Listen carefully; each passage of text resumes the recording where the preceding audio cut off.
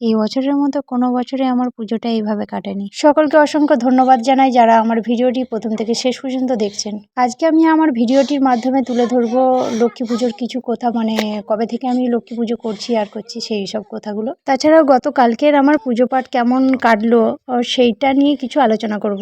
তো প্রথমেই বলে রাখি, এবছরের পুজোটা আমার ভালো কাটেনি।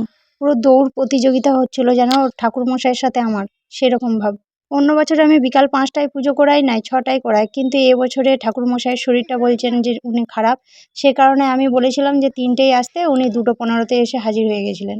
অন্য দিনের তুলনায় আজকে সকাল করে আমার ঘুম ভেঙেছে আর তাড়াহুড়ো করে উঠে পড়ে আমি জামা কাপড় ছেড়ে নিয়ে ছাদটা পুরোটাই ধুয়েছি। তারপরে ছেলের খাবার জোগাড় যন্ত্র, রান্না বান্না, বাসন ধোয়া, সমস্ত কিছু, ঘর মোছামুছি সমস্ত কিছু করতে করতে আমার অনেকটাই বেলা হয়ে গেছিল। প্রতি বছরের পুজোর মতো এবছরেও আমার বর আমাকে সাহায্য করেছে, মানে ফল টল প্রতি বছর ওই কেটে দেয় আর বাকি কাজটা আমি নিজে করি। যখন আমি স্নান টান করে চুল আঁচড়াবো তখন দেখছি ঠাকুরমশাই হাজির হয়ে গেছেন। তো আমি তাকে বললাম যে হ্যাঁ, আপনি তো বলেছিলেন 3টেয় আসবেন, তো এখন তো 2:15 আরে বাজছে, তাহলে আপনি এত তাড়াতাড়ি চলে এলেন, আপনি একটা বাড়িতে পুজো করে আসুন, আমার তা করতে হয়ে যাবে। তারপর আর কি, প্রতিযোগিতা শুরু হয়ে গেল ঠাকুরমশাইয়ের সাথে আমার। তবে ঠিকঠাক টাইমেতেই মানে হয়ে গেছিল সমস্ত কিছু কাজ। তবে সময়টা যদি আর একটু বেশিক্ষণ পাওয়া যেত খুবই ভালো হতো। আলপনাটাও ঠিক করে দেওয়া হলো না। প্রতি বছর অবেলা করে পুজো দিত, সেই কারণেই মনে হলো। আর এবছর কিছু করারও ছিল না আমার, যতটা পেরেছি ততটাই করেছি। ঠাকুরমশাই এইখানে থেকে যদি রাগ করে চলে যান তো এইখানে আর ঠাকুরমশাই আমি আর পাবো না। এইখানে ব্রাহ্মণ পাওয়া অনেকটাই কষ্টকর, তাই আমি তাকে চটাতে চাই না। তো যাই হোক, আমরা সব আলপনা টালপনা দিয়ে এরপরে নিচে ঘর থেকে আমরা লক্ষ্মী আনতে যাচ্ছি। আর আমার ছেলেকে বলছি ঘন্টি বাজিও না বাবা, লক্ষ্মী রাগ করবে, লক্ষ্মী মা রাগ করবে। তো কিছুতেই শুনছেই না, ও ঘন্টি বাজাবেই। তো আমি মাথায় করে আমি লক্ষ্মীর হাঁড়ি নিয়ে নিয়েছি আর শাঁখ এক হাতে বাজিয়ে বাজিয়ে যাচ্ছি। আমার ছেলেটার পা দুটো দেখলেই বুঝতে পারবেন আমার কতটা তাড়া ছিল, দুটো মোজা 2 কালারের। আসলে ছেলেটাকে জামা প্যান্ট পরিয়ে সবকিছু ঠিকঠাক করলাম আর জলেতে একটা পা আর প্যান্টটা ভিজিয়ে দিয়েছিল, সে কারণে সামনে যেই মোজাটা পেয়েছি সেটাই গলিয়ে দিয়েছি। আচ্ছা যাই হোক, তারপর আমি লক্ষ্মীর হাঁড়ি মাথায় নিয়ে আমি ছাদেতে চললাম এবারে লক্ষ্মীটাকে পুজো দেবো বলে।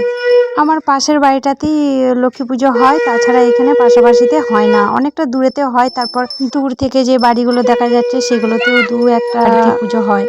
এই যে লক্ষ্মী পুজোটা, এইটা সম্ভবত সবারই পূর্বপুরুষ থেকে হয়ে আসছে, মানে সব শাশুড়িরা করে এসছেন, তারপরে তার বউ মায়েরা, এরকম ব্যাপার। তবে আমার বিষয়টা একটু অন্যরকম। আমাদের এই বাড়িটা, মানে আমার হাজবেন্ড জায়গা কিনে নতুন বাড়ি করেছে, যেখানে আমার আদি শ্বশুর বাড়ি, সেখানে কেউ থাকেন না, ওনারাও সব আরামবাগেতেই থাকেন।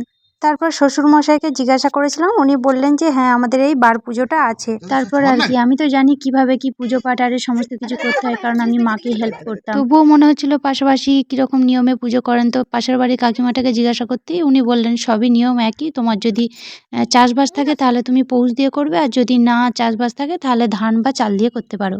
তারপর আমি পুজোর সমস্ত কিছু যা যা সরঞ্জাম লাগবে একে একে সব কিনে নিলাম। আর এই যে লক্ষ্মীনারায়ণটা আছে, এটা আমি আমার বাপিকে কিনতে দিয়েছিলাম, আর ওই পাইটা আমার মা দিয়েছে। আর এই লক্ষ্মীর সাজগুলো আমি দীঘা থেকে কিনে এনেছিলাম। বিয়ের আগেতে মা যখন মাথায় করে লক্ষ্মীর হাঁড়িটাকে আনতো, আমি তখন শাঁখ বাজিয়ে বাজিয়ে আনতাম। তারপরে দেখতাম আমার মা পরিষ্কার পরিচ্ছন্ন করে তেল হলুদ মাখিয়ে তাদেরকে স্নান করিয়ে গা মুছিয়ে দিত। ঠিক সেরকমভাবে আমিও করেছি, পরিষ্কার পরিচ্ছন্ন করে তেল হলুদ মাখিয়ে দিয়েছি, গঙ্গা জল দিয়ে স্নান করিয়ে দিয়েছি। 5টা ধানের শীষ দিয়ে গোবরের ডালা দিয়ে ভালো মতো করে সাজিয়ে দিয়েছি। পুজোর আগে যদি ধানটা আনার কথা মনে থাকে তখন বাপের বাড়ি থেকেই নিয়ে আসি, না হলে আমি এখানে বাজারেতে কিনে নিই। আর সেই ধানেতে বেশি আগড়াটাই পাইল থাকে, ধান কম থাকে। তারপর দুমদাম চটচট করে পুজো হয়ে গেল। আমাকে শাঁখ ধরতে বললেন উনি, আমি শাঁখ বাজাতে শুরু করলাম। তারপর নাম গোত্র উনি জিজ্ঞাসা করলেন, নাম গোত্র দিয়ে পুজো টুজো করলেন। তারপর ওনার পুজোর শেষেতে উনি নিজেই জল ঘুরিয়ে দিয়ে চলে গেলেন। জলটা কেন ঘুরোলেন এটুকু বলে রাখছি, এইখানেতে পাখির ডাক শোনা মানে খুবই ভাগ্যের ব্যাপার, কারণ এত কাকের শব্দ। ঠিক করে ভিডিওটা শুনলে বুঝতেই পাচ্ছেন যে এখনো পর্যন্ত কাক চিল্লিয়েই যাচ্ছে, দিন রাত কাক কা কা করেই যায় একদম। আর তার উপর অ্যাম্বুলেন্সের আওয়াজ, লরির আওয়াজ, বাসের আওয়াজ।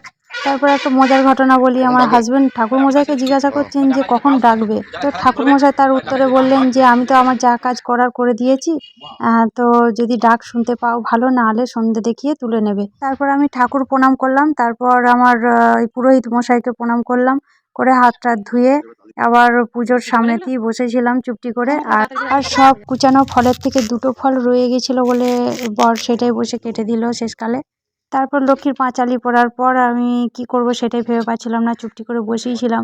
কারণ 2:30 থেকে একদম 5টা পর্যন্ত বসেছিলাম। তো কাকের আওয়াজে একদম কান পাতা যাচ্ছে না, আর তার উপর আবার এতটাই বাতাস দিচ্ছে ধারণার বাইরে।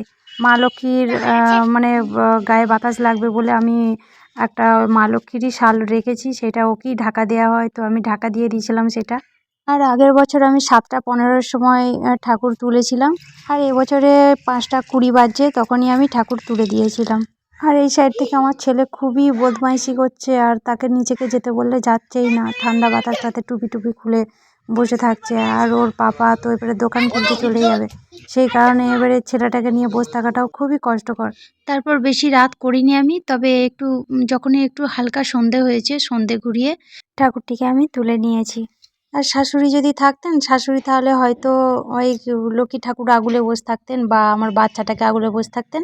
আর ঠাকুরটাকে আমি একা রেখে আমি নিজেকে আমি যেতে পারবোও না, একা বাড়িতে যেমনটা হয় আর কি। আর এই যে আলপনাগুলো আছে সেগুলো সূর্য ওঠার আগে আমি ধুয়ে দেবো। আর এই বছরে তাড়াহুড়োর মাঝে আমি একটা জিনিস ভুলেই গেছিলাম, তারাপীঠ থেকে এনেছিলাম 2টো কাঠের লক্ষ্মীর বাহন। তো আমি ভেবেছিলাম এবছরে আমি দুজনকে সাজিয়ে দেবো 2 সাইডে, তো সেইটা মনে ছিল না।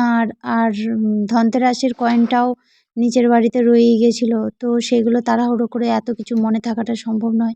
তারপর আমি মা লক্ষ্মীকে জোড়হাত করে প্রণাম করে আমি ক্ষমাও চেয়ে নিলাম, যদি আমার কিছু ভুলভ্রান্তি হয়ে থাকে তো আমাকে ক্ষমা করে দিও। তো এখানে কোনো বাচ্চা কাচ্চাও নেই, প্রসাদ আনতে আসবেও না, তাই বাড়িতে কিছু প্রসাদ রেখে 2-3টে বাড়িতে প্রসাদ বিতরণ করা হলো।